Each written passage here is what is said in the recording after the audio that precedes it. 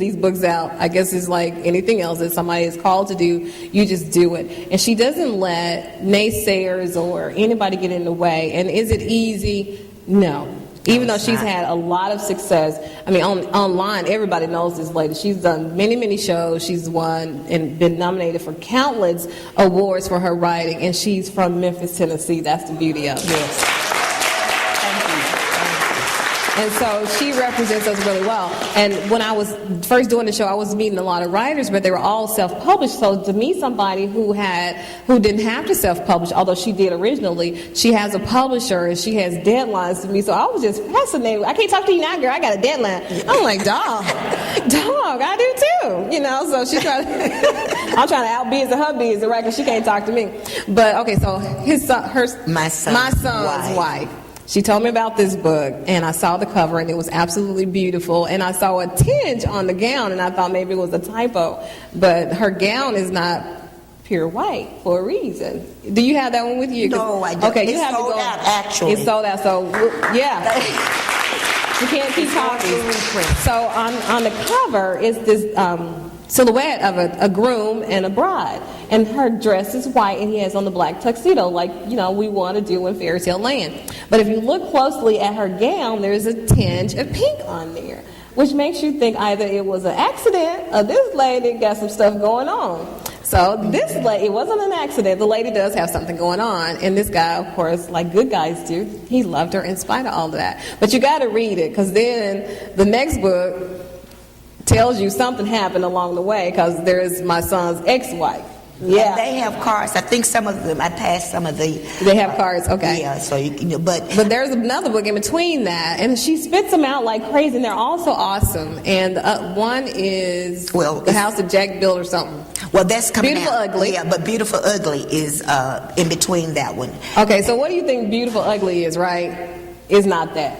I'm going to tell you now, it's not what you think, but it's an incredible book. And all her books, I promise you, I have read in one sitting. Stuff didn't get done, food didn't get cooked, clothes didn't get out the washer or the dryer. I'm telling it all like a bucket, I promise you. Because her books are that good, so when you do pick it up, make sure that you have some time. So let's talk about what you're doing now. And what advice do you have for people who want to write and get a publisher? Well, what I'm doing now is actually continuing to write. I have some other books that I'm working on now, and one of the title is What's Blood Got to Do with It? So that will be coming out next year. And I encourage those people who are interested in writing and publishing, you can contact me, because I do give back to authors and teach them and show them and direct them how to live their dreams now. The cards that I gave out to the audience earlier has information about how to contact me, and I want to encourage you. Okay, you're not going to go anywhere. We're going to do one more segment with you. We'll be back, and I'll ask some more questions that hopefully you guys want to have answered. So we'll be right back after this break. Thank you.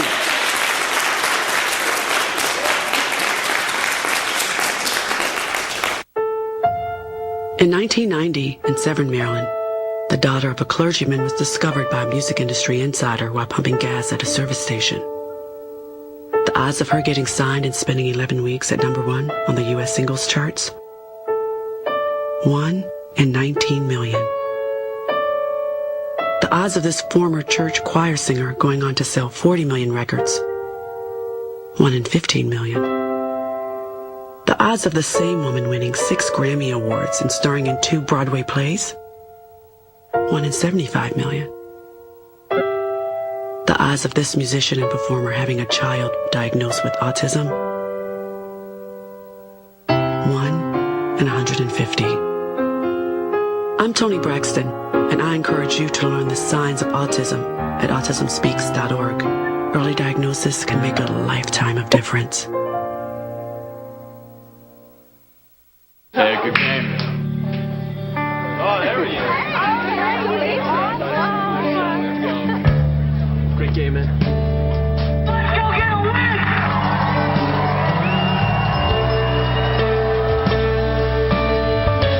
This year's MVP goes to Jake. Take steroids and eventually everyone will see you for what you really are. A fake, a fraud, an asterisk. Don't be an asterisk.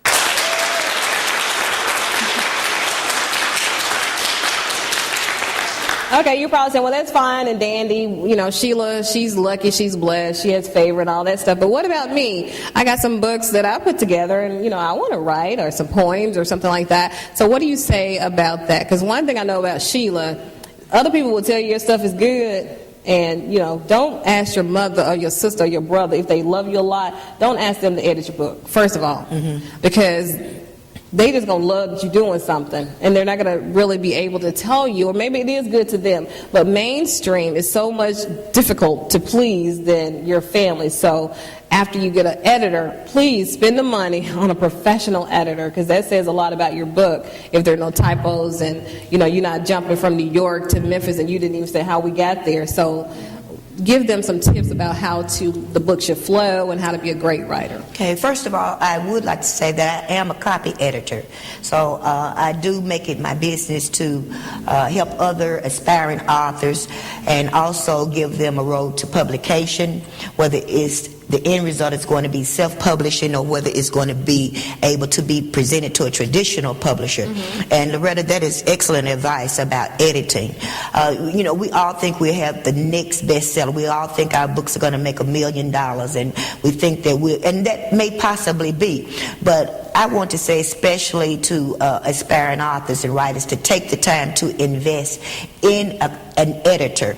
A copy editor, what I do is I go and make sure everything is correct in there, the content, the grammar, make sure your storyline is flowing, and like Loretta said, that you aren't in New York 1 minute and in Memphis on the next page, or that you weren't 14 here and then you're 22 on the very next page. It's certain steps that you take. So it's going to take time for you to invest in yourself. My thing and my philosophy is to live your dreams now. And that means to do you, whatever God has purposed you to do, whatever God has called you to do that. Yeah. And that's real easy, but I just want to tell people, when there is a huge vision and dream that you've given, and like she said earlier, everybody has one. It's not just me, it's not just her. There's something that you were put here to do. And it wasn't just to decorate this earth or to complain about somebody else not decorating. It is to make this world a better place using the gift and talent that you have. But my thing is, don't just do something just to do it and get it out there. Make sure that you do it with purpose and excellence. And that means what you don't know, seek out professionals who have done it. And is it going to cost some money? Yeah. It costs money to have excellence in your life. So don't just do something to say you did it. Don't just put the book out because you want to hurry up and get it out. Make sure it is the best book that anybody has put out in a long time. Correct.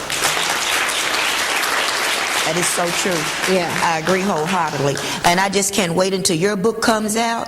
This is just, I mean, I don't like to praise myself. I like to remain humble. And I thank God for my gifts. I thank God for Loretta, and I can't wait until 52. What is that? Faith for the next step. Thank you. 50. And when is that? You are not going to put me on the spot on my own show. Anyway, okay. I am writing a book, and it's going to be out soon. That's what I'll say. And Sheila has been walking with me and aggressively pushing me to hurry up and get the book out. But again, even me, who's telling you everything has to be within time and with excellence, I just don't feel like it's where it needs to be. Now, will people buy it because they love Loretta? Yeah.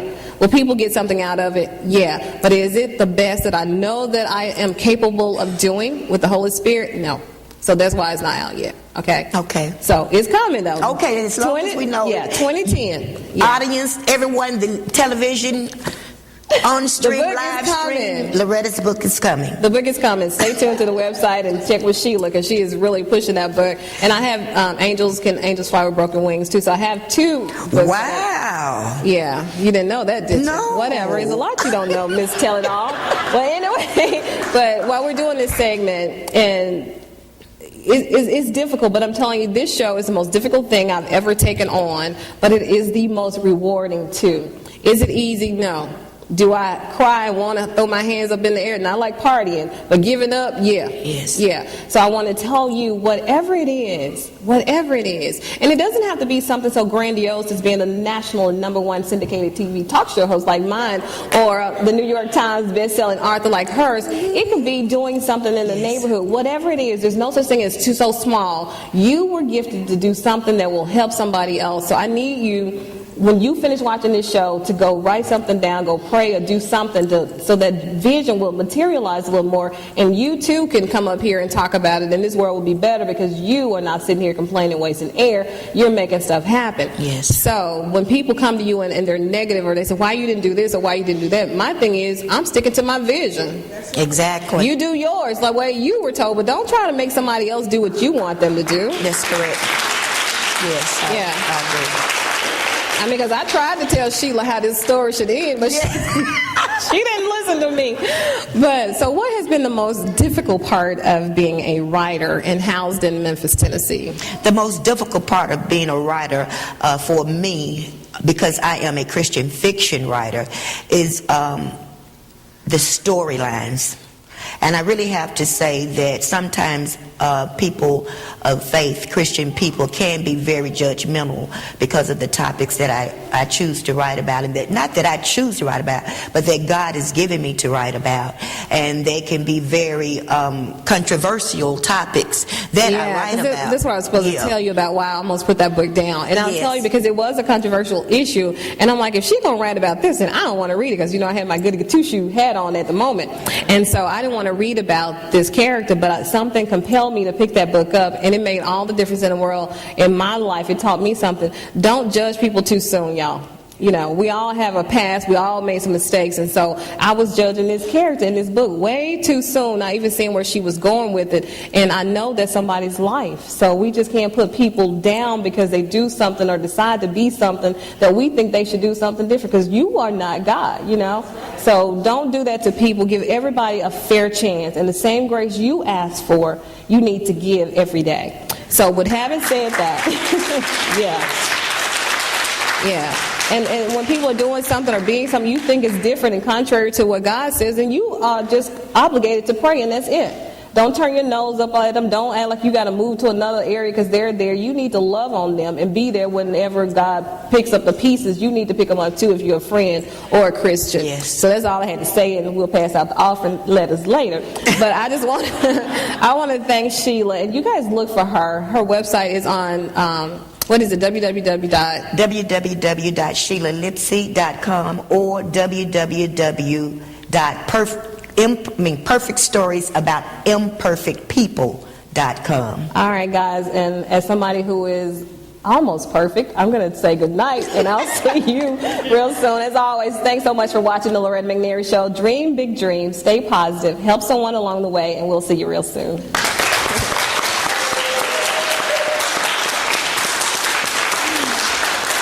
Was wonderful. 75 million. The odds of this musician and performer having a child diagnosed with autism? 1 in 150. I'm Toni Braxton, and I encourage you to learn the signs of autism at autismspeaks.org. Early diagnosis can make a lifetime of difference.